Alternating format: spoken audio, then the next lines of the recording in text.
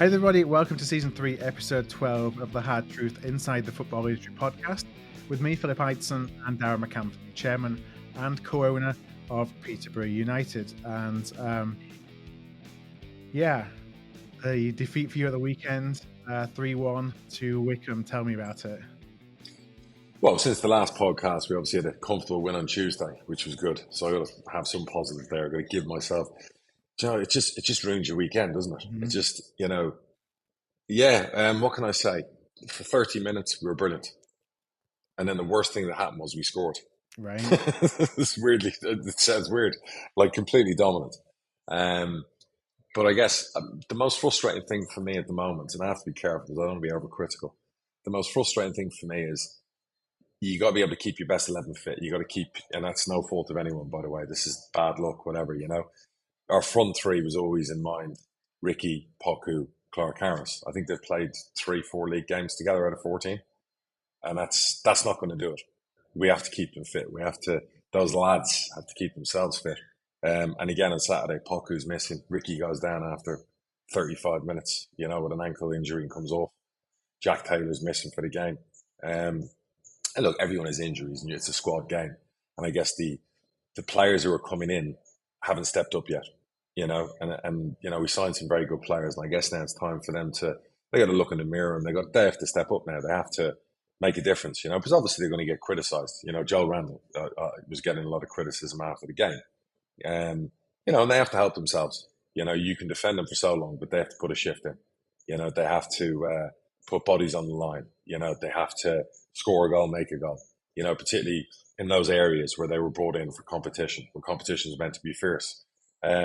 But it's one of them things where, what are we? We're nearly a third of the season in, and we've won over 50% of our games, and we've lost, I think, 45% of our games. But I think it's 70% of our away games we've lost. And, on Saturday, it's probably the most experienced back four we've played. And we concede, headers, just silly goals. Silly goals. When you look at the experience in the back line, you're like, nah, it shouldn't be happening. That's frustrating, because, they say about, everyone will argue about recruitment and everything else, but when you have a salary cap, when you have whatever else, you put a lot of money in certain areas, particularly those more experienced players are more expensive. So they have to earn their, and I don't want Alan Swan taking this that I'm slaughtering the team. I'm not. I don't want headlines. I don't want to be accused of derailing things. But at some stage, people who are paid well have to step up, and that's the way it works in football. The more experienced players are on the bigger contracts. The younger players are earning their contracts. Yeah. Do you know what I mean? And you want that gel of the experienced players earn their crust and the young players earn new contracts and do better. That's how football, in a perfect world works. And I guess at the moment, after a third of the season, we're not quite there. We're not quite there. It's frustrating, because you go on a run, you're unbeaten in 5, and you think, okay, here we go. You go to a Wickham team who's not doing great. And yes, we all know that they're going to be okay, and they're a good League One team. And you go 1-0 up, and you think, okay, foot on the gas, here we go. And no, which has happened probably too many times this season. We've gone up, then foot off the gas, then we've ended up losing those games, and usually late. I like it the other way, where you win games late. So for the next 2/3, we have to book those trends. We have to dig in. We have to be more resilient. We have to dominate, away teams. We have to score late goals. I want to see a lot of late goals, over the next, 2/3 of the season, because that's where you win promotion. That's where you're a really good team, where you're scoring in the last 15 minutes a lot of goals, not conceding a lot of goals, scoring, and that's critical. So I would say there's a lot of stuff to be worked on, and we have to get key players fit, and we have to keep them fit. And again, that's no criticism of physiotherapists, of sports science, of training methods. Sometimes it's freaky. Sometimes you just can't get your best 11 out there all the time. You'd like to be able to, if you ever look at good teams, they have a spine, of players that are always available. They're always in that 11. And that's just something at the moment. We need to get over that bump. And, God bless Ricky. He's been on the best run of form and fitness for a long time. And I saw an article during the week, and my superstition. Mm-hmm. He mentioned in the article, this is the fittest he's been. He's had no preseason injuries. He's had a run in the team. Bosh Saturday, And what I always say, you put it out there, stop putting it out there, stop. It's like, but I feel for the younger players as well, because like I said to you, you want your experienced players to pop up. And the worst part about it is, whilst not playing great, whilst defensively giving away ridiculous goals and losing headers, that you shouldn't lose, and not marking people 5 yards from goal, late in the game, Clark Harris is 2 yards out to score. It's on his left foot, drags that wide. Harrison, who was very good in the game and scored one, could have scored 2 goals. So there's those little moments. The third goal, by the way, it wasn't a 3-1 game. They broke away when our goalie came up for the corner late in injury time, and the rest is history. And again, I'm frustrated. I'm really, really frustrated, because your home form is not going to get you promoted outright. You have to have a little bit of balance. When we got promoted before, we were okay away from home. We weren't fantastic, but we were fantastic at home. But we were okay. At the moment, we're not okay away from home. We're hit and miss. And that has to improve. So, I feel we need to go on a 5-6 winning streak in the league, not cups, in the league. We need to put 5 or 6 wins together, to really see what we're made of. To really see, I want to see this team playing at the top of its conference, because I don't think we've seen it yet. And I think if we do, we might be different. So that's up to all the experienced players now. Like I said to you, the big hitters, who take up a big part of your wage bill, have to earn that right. And that's to come. And there's some players in there you think, Jesus, they should be the best at this level, with the experience, the level, the amount of games they play, and they're just not at the moment. So let's see. Now the important thing now is your Efron Clarks, your Randalls, your Ajibowis. This is their chance. Who might have been, well, we're not in the team, or we can't get a game. Now you're going to get a chance. People are missing. You are going to get a chance. And whilst it might not come off you in a game, give it everything you've got. Like, leave it all out there. Our fans, they can be critical. Some of them can be OTT, a small minority. But if they see you busting a gut, they're all for you. And I'll give an example. A lot of fans were very critical of Ricky J. Jones, forgetting his 19 because he's been around a long time. Moaning like, fuck, why is Marion on the team? Why is he in the team? He's been our best player the last 4 or 5 weeks. He's been sensational.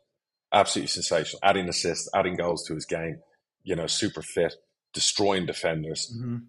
And the waves turned with our fans. Now our fans are not going, well, forget about Marriott. Marriott doesn't play in that position anyway, but there is no more of that talk with the mass majority. They are pro-Ricky, like they're pro-Harrison. That's where young players can get fans behind them, just give it everything you've got, just go right to the end. And I'm not seeing enough of that from some of the players who come on as subs, or some of the players who, who've cost a big investment. It's time for them to pay that back now. And they can talk about pressure and everything else, but go out and play 90 minutes with your heart. Put your body on the line, and that's how teams are successful. So let's see. The one thing I know is my manager wouldn't have slept till Saturday. That's the one thing I'll always hold a little bit of solace, that if I'm hurting and our fans are hurting, he's hurting more than anyone. So he will be racking his brains on how to fix these fundamentals that we keep making maybe the same mistakes over and over and over, as well as staff, because they won't like what they saw on Saturday. They don't like losing battles. They're not that kind of management staff. They want to forget goals and flair. They want to see you win battles, So that's something let's see. We got Wickham again tomorrow night in the cup. We'd like to do well in that cup.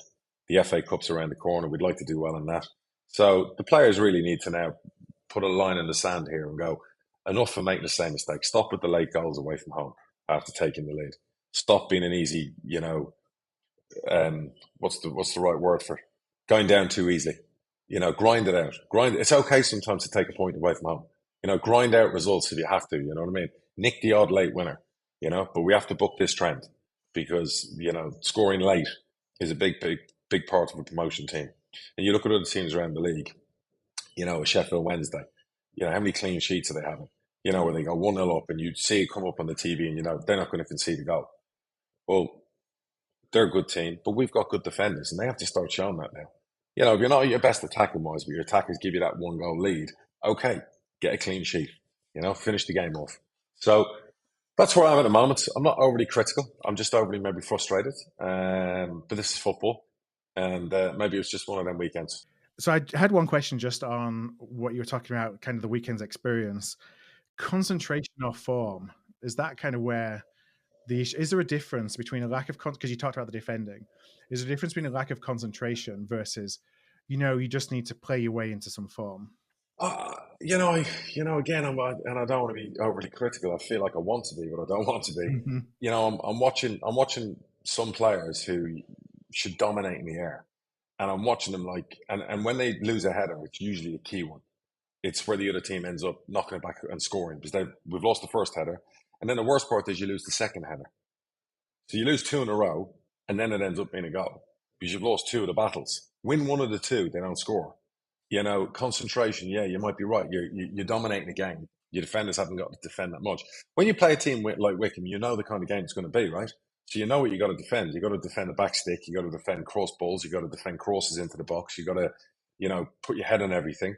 You got to keep an eye on Sam Vokes. You know all the key fundamentals. And I guess I don't know. You'd have to ask some of the defenders who, like I said to you, been with us for a long time, who are very experienced, who just aren't doing that to the best of their ability. And it's not just one game. If you look at some of the goals, like the two goals against MK Dons conceded, sloppy. The goal against was it Burton that cost us a draw and we dominated in the game again, sloppy. Two headers missed again, it's identical.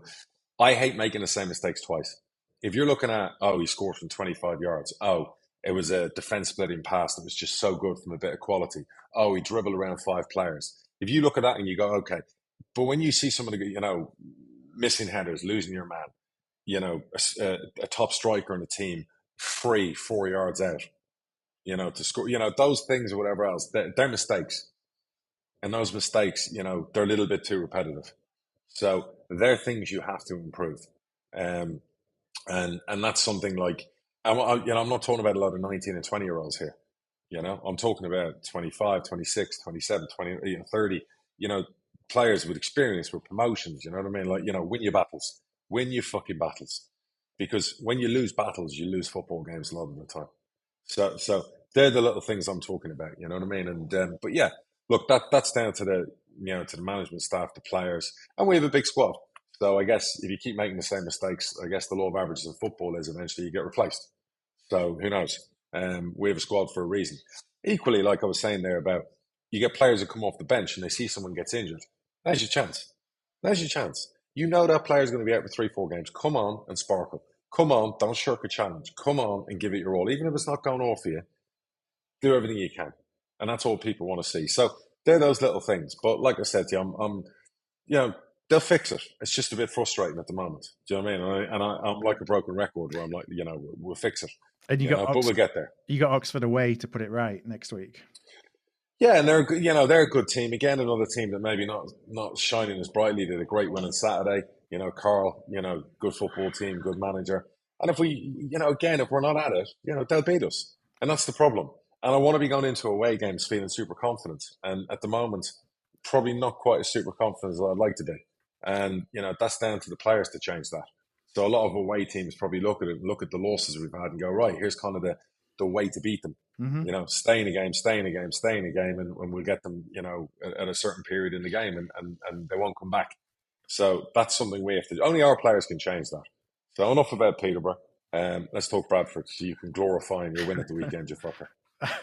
Well, isn't it funny though, football and the roller coaster? Because last week on the show, I was telling you how much I hated football after we got beaten at home to Stockport. And then a week later, great win though. Beat Salford away 1-0. We'd never even scored there before. It's been a place where we've gone and struggled. History making. Yeah.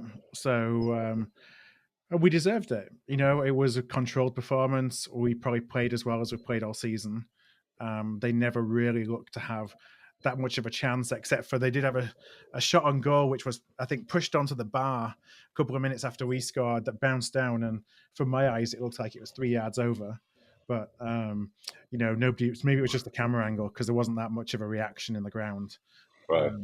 Maybe we got lucky. Maybe it did bounce the right side of the goal line. But are they a good team, Salford? I think so. I mean, it was two good teams. I think two teams that will be up there towards the end of the season. But we did to them what Stockport did to us the week before. So maybe we learned from that. We went at them from the first minute. We had the high press. We didn't really give them much of a choice whenever, they didn't get much of a moment on the ball. So they start to panic when they're trying to get it out. And And then once we got the goal, we gave them more possession, but we defended well. So Cook's turned into your Clark Harris, isn't he? I mean, he scored again. That's 13, I think now.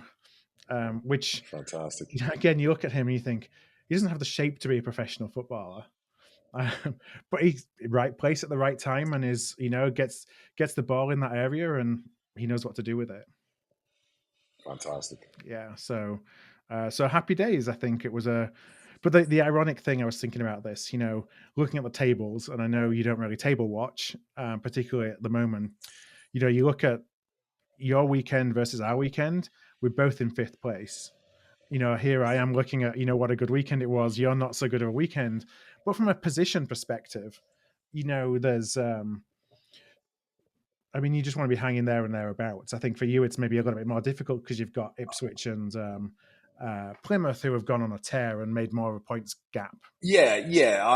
I guess that's where, I didn't know we were 5th. But yeah, it's one of them where, like I said, I don't table watch, but you don't want the top 2 to get away from you either.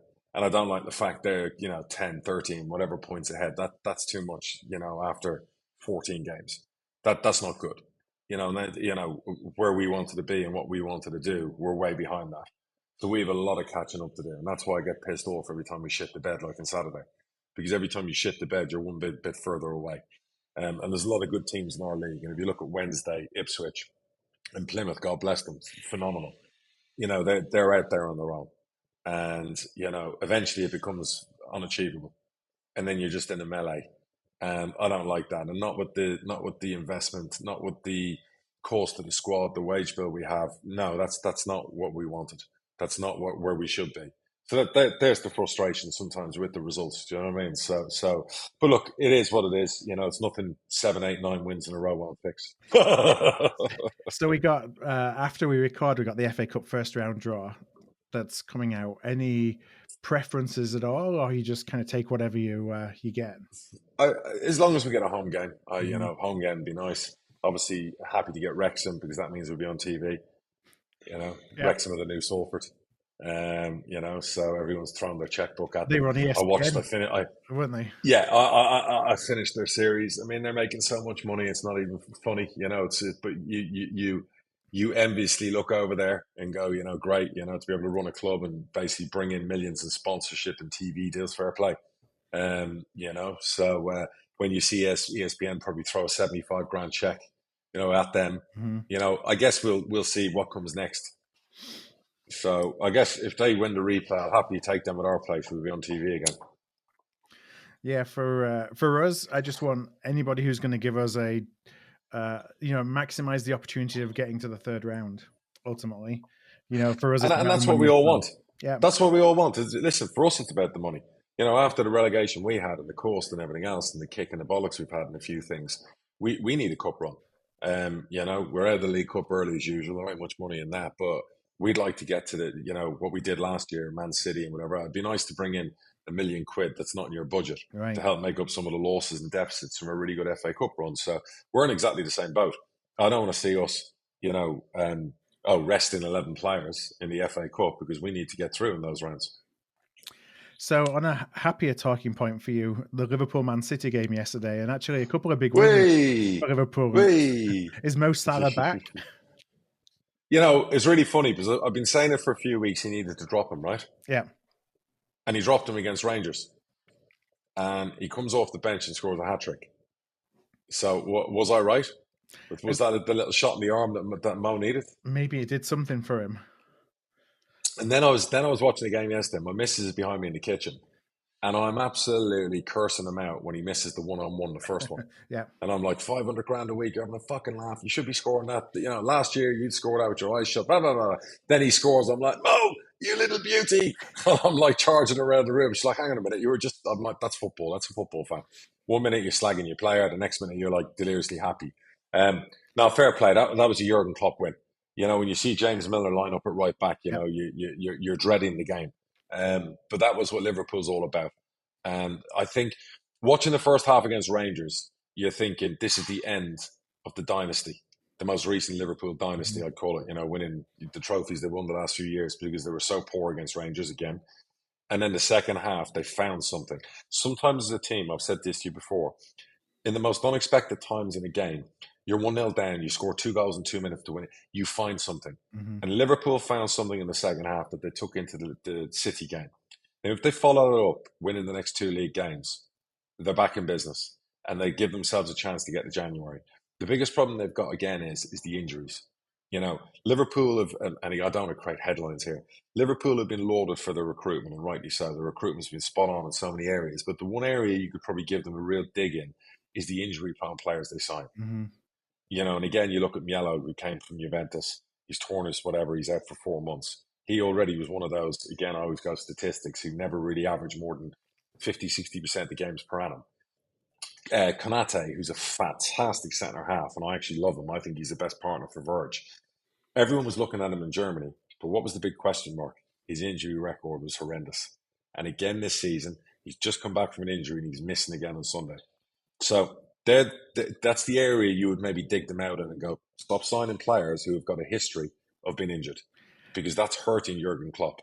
He's what he's doing at the moment is a miracle. To win a game against City with James Milner playing right back, that alone is Jurgen Klopp time.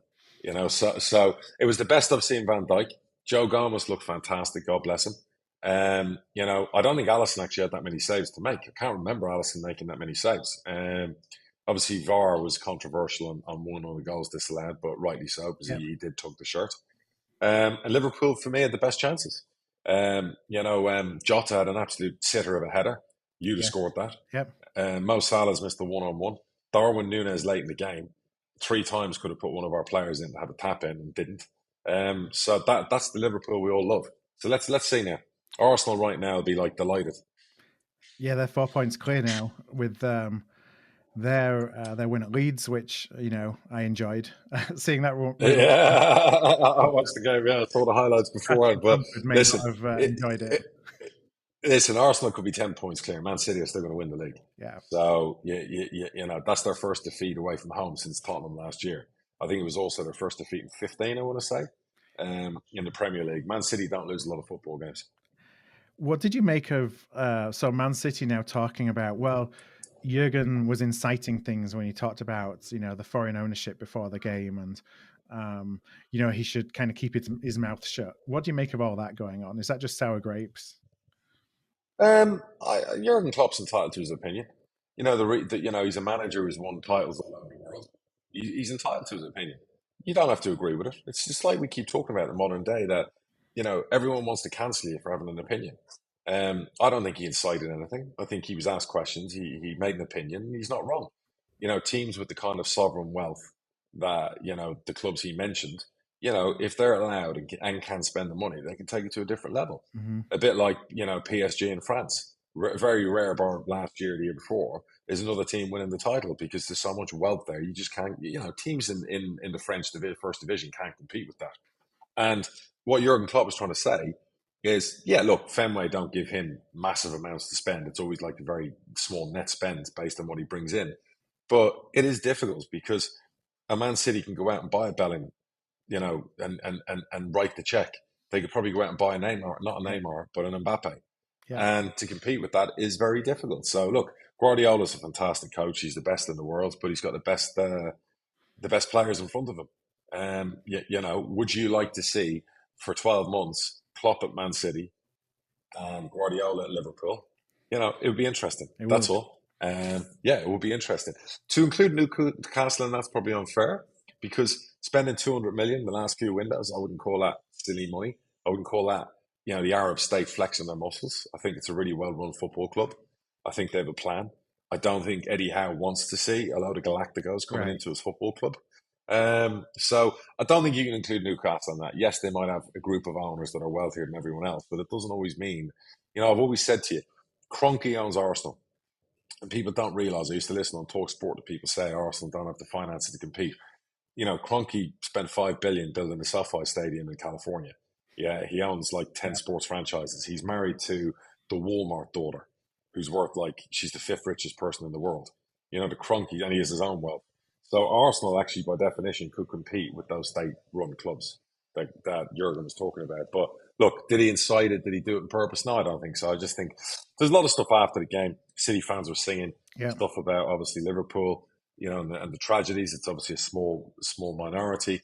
There were some fans throwing coins at Guardiola, apparently. Shit like that of football has to stop. It's a bit like the Ivan Toney stuff. Enough already. It's ridiculous. We're in the year 2022 and this is going on. So a couple of weeks ago, we last talked about Steve Cooper, about how he was up for the chop. And then I think the day or two after we recorded, he ends up signing a new contract. He did. Bit of a surprise. He had Wolves then on Saturday, managerless Wolves, and Wolves beat them. That was a bad one. Yeah. I hope he signed that contract, because that was a bad one. Mm-hmm. That was what have I said to you about young generation suck idiots running too many social media accounts? Yeah. When you see things like, it was recently Halifax Bank, where somebody was telling clients to get lost over pronouns and having pronouns in cards, and you see some social media accounts for big organisations. I always say to my missus, they put some 20-something-year-old gobshite, probably with pink hair and pronouns in their bio, in charge of in that social media account. And this is what's wrong with the fucking world. You're letting the lunatics run the asylum. You're listening to the 3%. Fuck the 3%. Enough already. And what's probably happening there is, I've seen the stuff in Forest. Was it playtime with the Wolves or whatever else? Again, probably some young gobshites running that social media account who's just clueless of how stupid that is to do that before a game.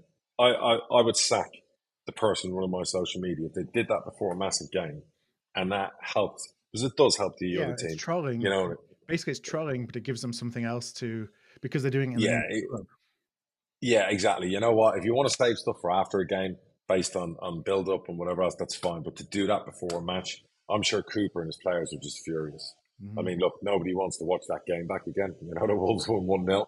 But, again, like I said to you, too many gobshites running social media accounts for everywhere in the world. A lot of them work at Twitter. So, you wouldn't agree, of course, but they do. And that's the problem. So your social media man will not be posting memes before a match. If he did that, if anybody associated with me did that, they wouldn't be in my stratosphere for much longer. You know me with my superstitions. You start putting crap like that out there before a game, I mean, they'd be sacked probably 60 seconds after it went live. You're just asking for trouble, aren't you, really? Just no need for it.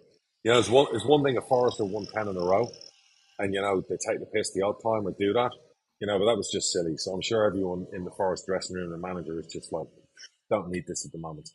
Just when things aren't going for you, and we've all been there, and you're in a relegation battle and you're fighting for your lives, the stupidest things happen. It's just unbelievable how bad luck, puts itself out there, and it's just a constant kick in the nuts. When you just say the hits keep on coming, mm-hmm. It is a bit like that when you're down there. When you're up there, things happen for you. It's like you make your own luck. When you're down there, you create your own fucking bad luck. So I don't know, but anyway, moving on. Let's talk about, England's best striker at the moment. Yeah, he got another 2. England's best striker to be called up to a squad and then made to sit, and do nothing on his thumbs, which I think we covered anyway. But 2 more. The only saving grace for Ivan with Gareth Southgate is Ivan Toney's your best defender as well as your best attacker. Southgate won't be dumb. You'd have seen that. If you want, and not only that, you got one guaranteed penalty scorer. But if you want to see somebody who defends in the box as leading from the front, that's him. Mm-hmm. But it was great to see the 2 goals. I saw there was a Sky up to, there was a stat that came out afterwards. The last 2 years, there's 4 players have scored, X amount of goals. It was Salah, Harry Kane, Clark Harris with 55, Ivan Toney with 54. I was a very proud moment to see that, So all that shit recruitment. But so it's like, and he is now the top scorer. So he's got Haaland, Kane, and Toney, top 3 scorers in the Premier League this year. Yeah, listen, Ivan's on a different level. Just, I'd say this: is there a better number 9 at Chelsea? Answer the question. Is there a better number 9 at Chelsea right now? I don't think so. Right. Is there a better number 9 at Man United? I mean, not that's scoring the goals, no. Okay. So let me ask you the question.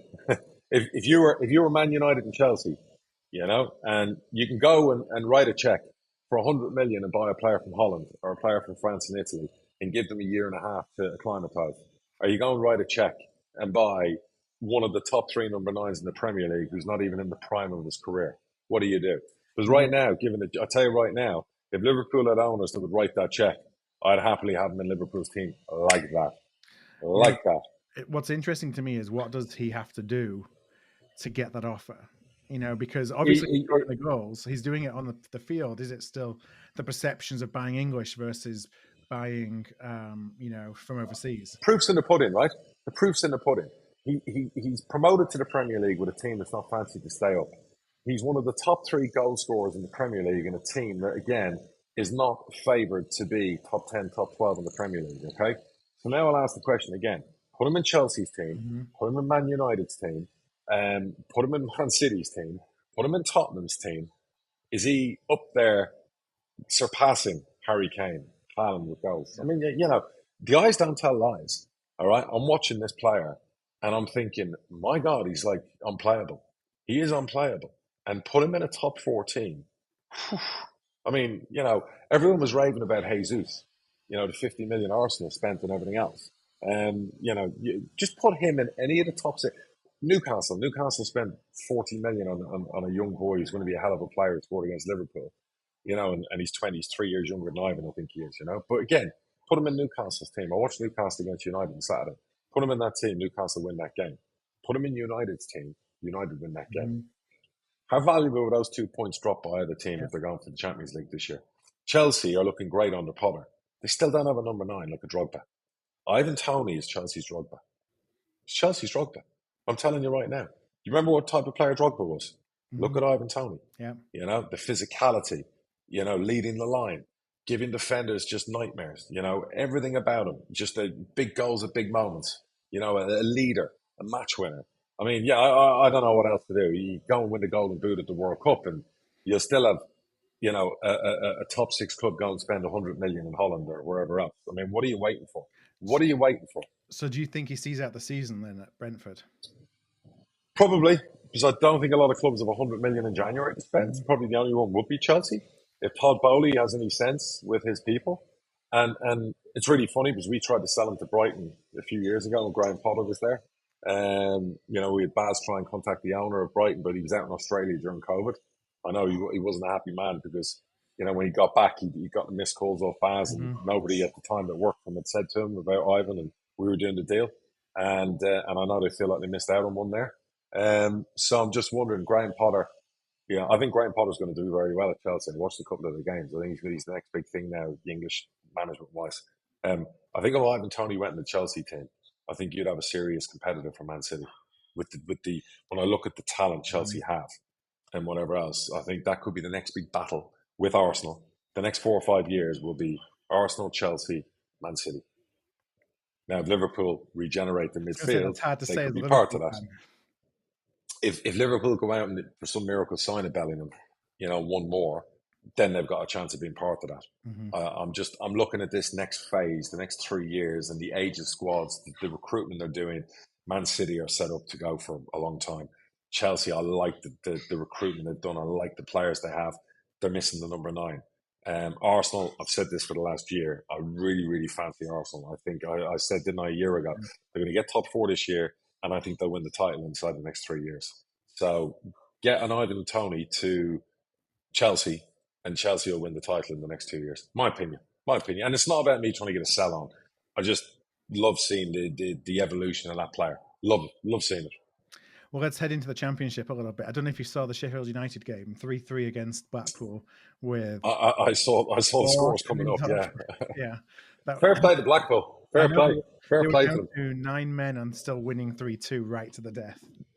Fantastic. It was like 8 minutes in or something in injury time. 8 minutes in, and then they were 2 minutes off for a fight after the full-time whistle. Yeah, and then Brewster missed a penalty as well, I think, in that period of time. I mean, happy Michael Appleton wasn't fancied and wasn't really wanted going back there. But fair play to them. They've made a real go of it. They've done really, really well. Really well-run football club, so fair play to them. And I have to, just call out Coventry as well, getting an away win at Cardiff and, closing that gap. I know they've still got 2 or 3 games in hand, but Arsenal or Coventry will be fine. Yeah, they will be fine at the start of the season.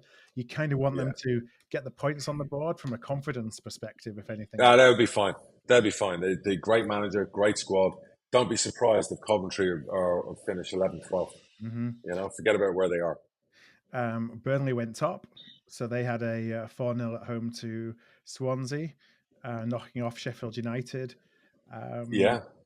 Let's see anything else. West Brom finally got some points on the board after letting Steve Bruce go. Yep, and it was another good win for Blackburn. Yeah, away at Middlesbrough. Yeah, listen, we have a nice little promotion bonus in there, so I'll have to be a Blackburn fan. And Luton. I mean, I feel like we keep on mentioning them last year, but they're still doing it this year. It wasn't just a one season. Brilliant. One season wonder. Delighted for Mick Harford, one of my favourite people in football. And Nathan just knows what he's doing at Luton, and fair play.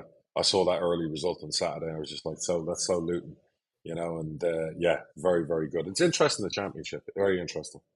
And then we look at the League One. We've talked a little bit about League One. Yeah, move on. Let's. I want to give a shout out to Lincoln for beating Ipswich, because they've had a bit of a struggle this season. I think Lincoln. Anything else? I think they've been hit and miss. I think when they've been really good, they've been really good. Like even when we played them and we battered them, they had chances.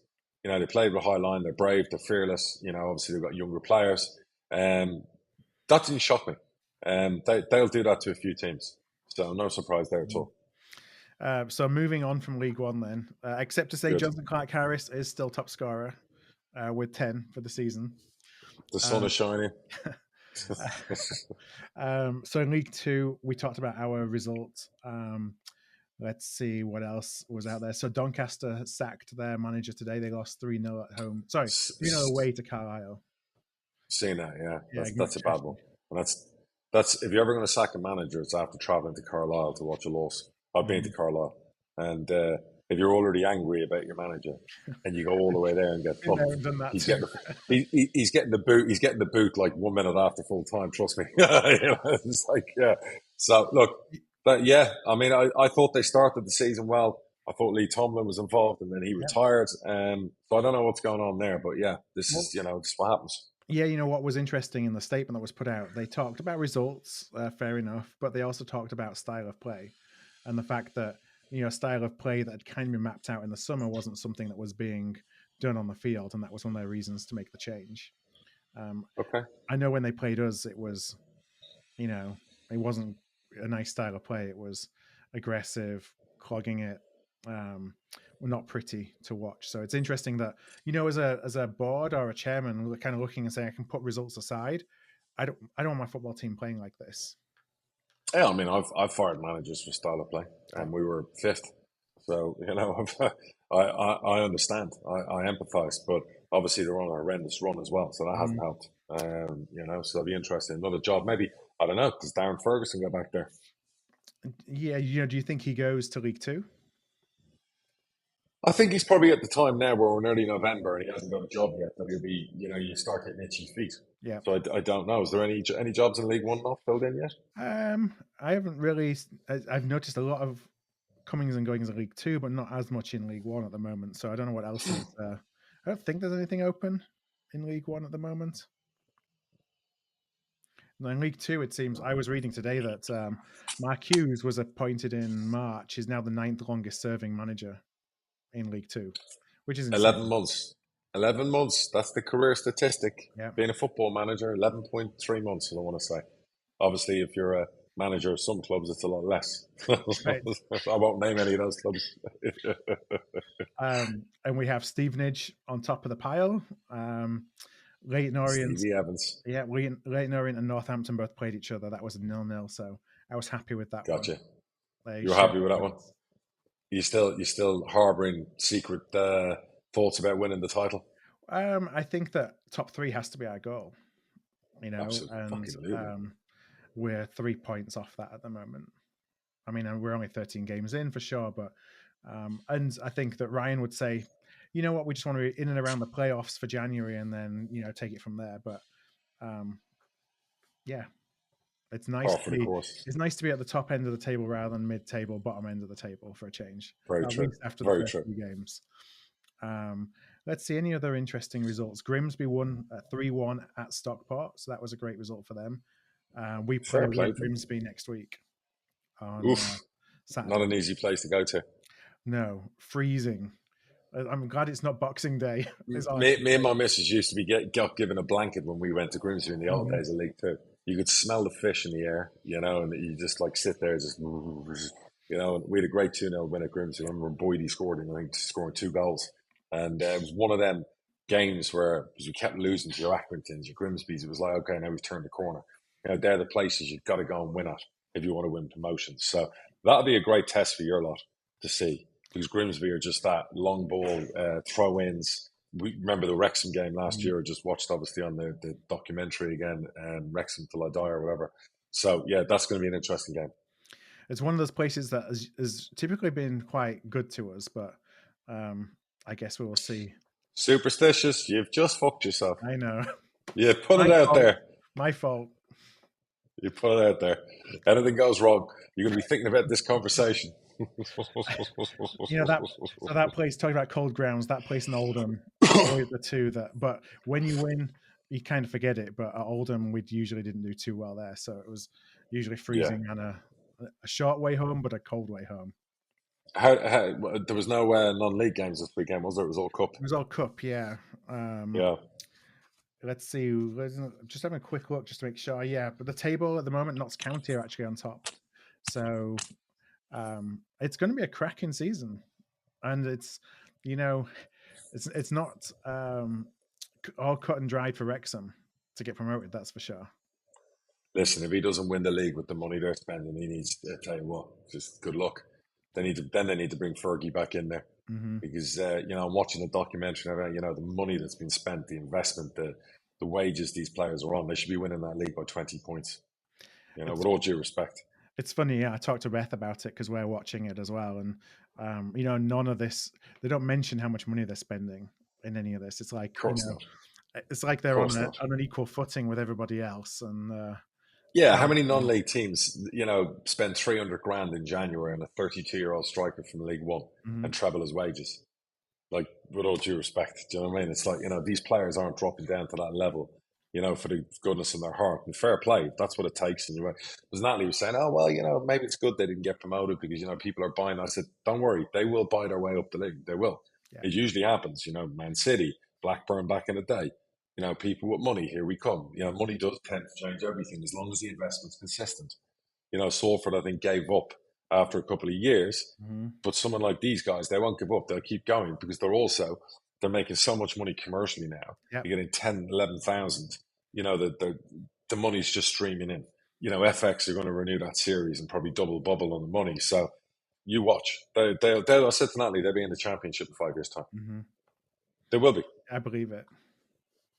No doubt in my mind. And they've got the catchment area to support it as well.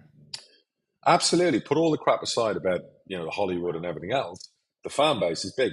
Yep. And they're getting 10 and half of their stadium's closed.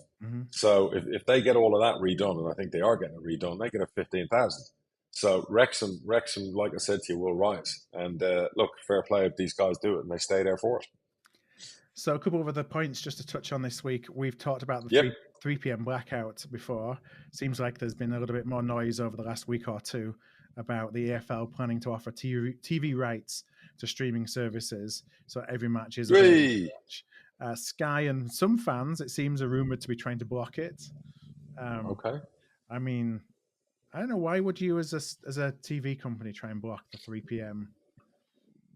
So you got the highlights to show later on that day. That's why. I can understand if you're writing checks for billions, but at the same time, it's time we get it done. It's time to release the beast. It's time to give people an opportunity, to make a lot more money. Depends. Look, the next TV deal should be bigger and juicier because now the streamers are at the table. Apple have obviously spent billions on the MLS. So they're now involved. Amazon are getting involved already with Premier League. Get Netflix to the table. Hopefully we can see it seriously. I've always said do EFL Plus and do our own streaming service, but I don't think we're there yet. But I'm not against the 3pm thing being done away with. So, we've got so many fans who can't watch a game, who live miles away, and we're losing revenue. So at the end of the day, let's do it. I know we've talked about this a lot over the last couple of years, but an EFL Plus kind of thing, to me, seems like a no-brainer. Because you have this, kill it. You have this ecosystem of EFL supporters that would watch other games in the EFL if they were available to watch. Like I would go, if City played a 1 o'clock kickoff, I'd be looking for what game I can go and watch at 3 o'clock. Or if we had a 3 o'clock Absolutely. and there's something on at 5, then I'd probably be looking to see, can I have something on at 5, even if it's just in the background. I'd be watching. So if you spend, I mean, I have so many subscribed services or subscription services. I spend money on, whether it's Hulu, Disney, ESPN. I do Apple. I do Netflix. I think I've got 11 because my kids. That's not even including Spotify and music ones. So if the EFL charge, I don't know, 20 quid a month. It would probably start a bit less, but get up to 20 quid a month. And the TV deal, what was the last TV deal? I can't remember what it was that ended up going into our area or whatever else. Was it 100 million a year? How many people would need to sign up to get to the 100 million? Think about it. Not that many people. What's that? 20 quid, 5 million people? On EFL Plus, that's just the UK. What about the rest of the world who want to watch all those games? And it's a product that's wrapped up where you can see every game, every goal, every minute, multiple shows, multiple highlights packages. I mean, we really could kick on to another level, and there'd be a lot more money in it for everyone. Whereas, as an overseas based supporter right now, you want to watch highlights, pretty much got to search YouTube, for the game I want to watch and go and find it on YouTube the day after. You can't, there's not even a highlights package. I can watch over here. You got to use a VPN if you want to watch, the one that used to be on Quest, or the one that's on ITV, or the one that's on Sky, or, because with all due respect to American highlights or ESPN, you miss your English commentary. Like yesterday was the first time I wanted the Sky coverage of the Liverpool game. Yeah. But I was stuck watching the one here in the States, NBC or Peacock. But yeah, I mean, EFL Plus. Look, let's see what happens now with the TV things happening. There's going to be a lot more money on offer, I reckon, at the table. So that's good for all clubs if we all earn more money. I'm just having a quick look to see if there's any questions to cover. Let's see. We have... So Martin on email, in the real world, if a person is not performing as expected in respect to a job description, you'd start at some point to performance manage that person. So if a player had joined the club and then showed to be totally disinterested or not giving what you'd expect, is there such a performance management route within football? Oh, because, there is. It's called a transfer list, It's unfortunately, if you've got players who are on long-term contracts, you can't just say, you're doing crap at your job, you're fired. It doesn't work like that. Sometimes you wish it did, but there's the other side of that the players did really well and they think, I deserve to move to another company and you shouldn't be charged with a transfer fee. So it's just one of them things. Football's a unique business, isn't it? But look, when you've got squads of 20 to 30 people, they're not all going to be performing at maximum all the time. There's so much more to it. You can only pick 11 people. I watch the NFL and the squads are 50, 60 people. They start the season with 100 and they cut it down to 50 on, 54, 55. That's a lot of people cut. That's a lot of people who lose jobs. If it was that easy, we'd all be doing it. We'd all be in sports and we'd all whatever else. So, and then you see some players with talent, just unbelievable, but they don't have the mental side to the game. They don't have the hard work side to the game. So it is what it is. Like I said earlier about Posh and some of the players who haven't really shown for us yet. Just work your nuts off. Yeah. Just work your nuts off. Get out there and work hard. Just do everything you can. Even if it doesn't come off, everyone's going to appreciate you putting a fucking shift in. Now, there's a question from Sam, who's a Charlton fan. And, Sam talks about the fact that, there's been a bit of a change at Charlton in terms of investing versus cost cutting and focusing on breaking even with the new owner since the new owner came in. The question really is, do you think it's possible in League One to focus on the cost cutting and the breaking even while still being successful? Really difficult. At a club like Charlton, it's a lot easier than Peterborough because they got crowds. Give me 20,000 people every week and I can reduce the League One winning side. Pretty much guaranteed, even whilst breaking even. Because you've got a top academy, you've got the fan base that's allowing you the wage bill to be able to bring in talented players like we tend to recruit. And you're able to sell the odd player and then reinvest that money to bring in talent. You could definitely break even. I've always said this, you could break even at Ipswich, you could break even at Sheffield Wednesday, you could break even at a Charlton. Any of those big clubs break even at a Bradford. As long as you're getting 15, 20,000 fans and bringing the money in, all the things that go with it, your academy, your transfer policy, you could actually turn a profit and be successful. Leeds did it years ago under Ken Bates in League One. They made 8 million in profit and I think they got promoted that year.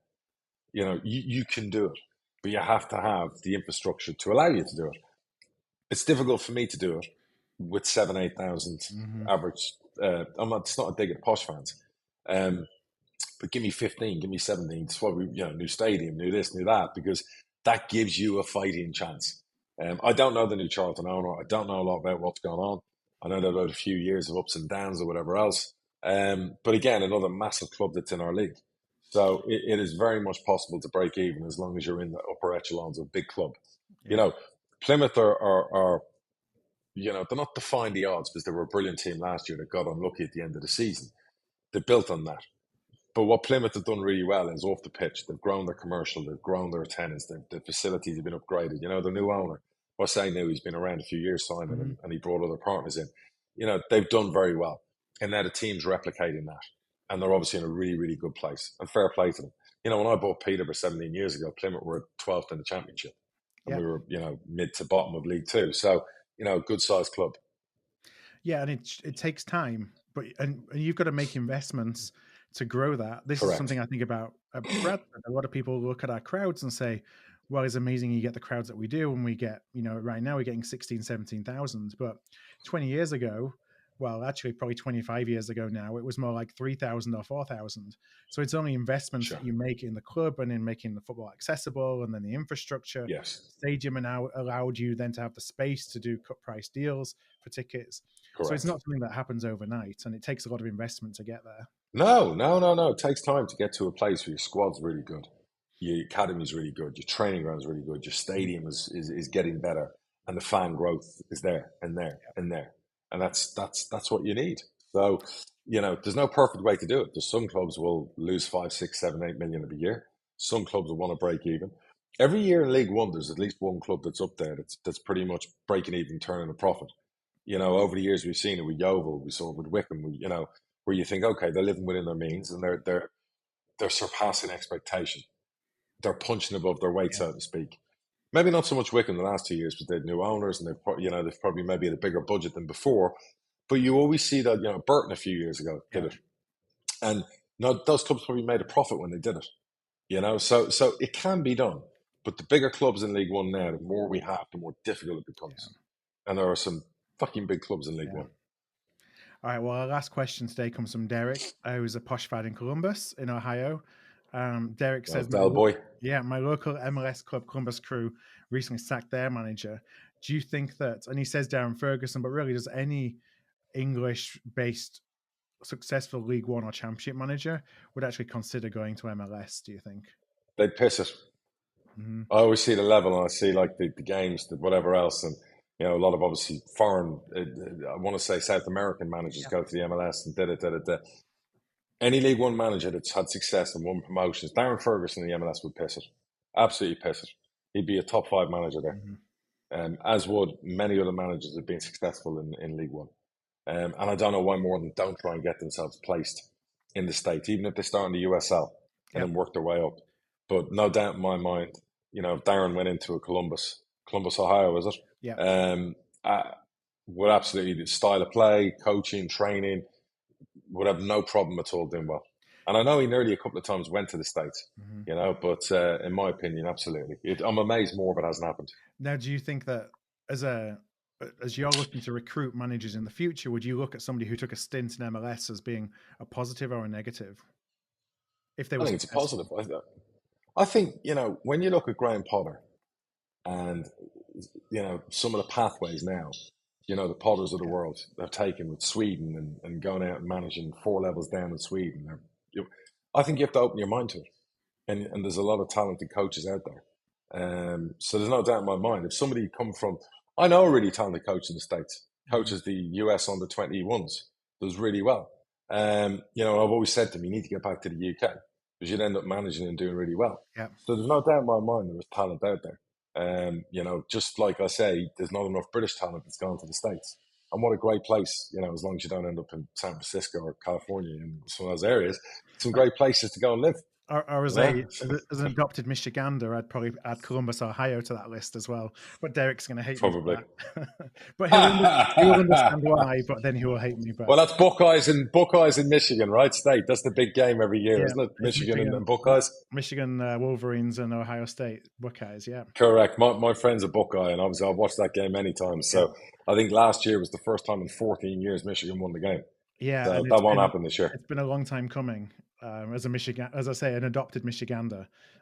So I've Won't happen this year. Go been, Bucks. been to the U of M. It's 108,000 people in a stadium, which is incredible. Phil, College every football. time I see a college game with 100,000 people and there's loads of them, I'm always thinking, I own a top 30 club in the UK or top 40 or whatever else club in England, and it's like you're watching college games where you're getting 12 times the crowd numbers of most football clubs in England. It is absolute lunacy. I mean, millions they turn over. And Wow. paying multiple times the ticket price for the privilege as well.